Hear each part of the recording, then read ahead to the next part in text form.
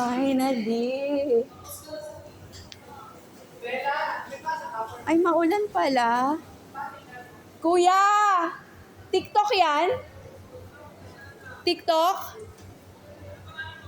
Arlene, biglang awa.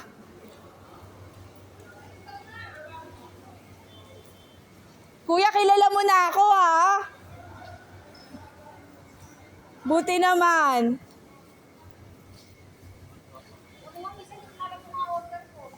Oo, alam mo yung... Kuya, kilala mo na ako. 3 yan. Oo.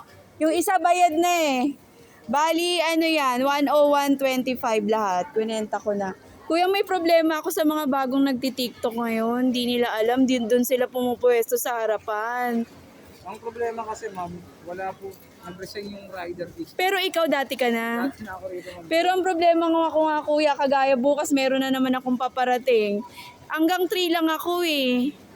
Sige ma'am, pag papa-prioritize ko na lang po yung UDO. Or probably, kasi talaga pagka TikTok, dyan lang binabagsak, hindi na ako pinababiyahe dun sa harapan. Yun ang naging problem ko, kuya.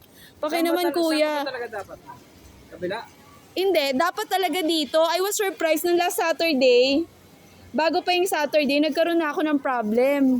Sabi ko, siya nagbalita sa akin na ano daw, mga nag-resign na yung mga dati kong suki sa parcel. Kaya ako nagkakaroon ng problema. Oo nga po kaya kasi yung... Sigurado ng Arlene biglang awa yung 3 na yan, kuya, ha? So, yung dalawa. Hindi ko siya mapipicturean kung hindi sa'yo. Opo. Ayan, 125. Sana yung dalawa, kuya, meron pa ako.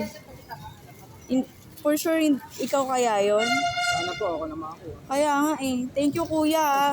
Pero hanggang 1 to 3 lang ako dito. 1 to 3 lang. Inantay ko lang talaga ikaw kasi ayoko ma-bothered. Thank you, kuya. Ayan po ah. Finally.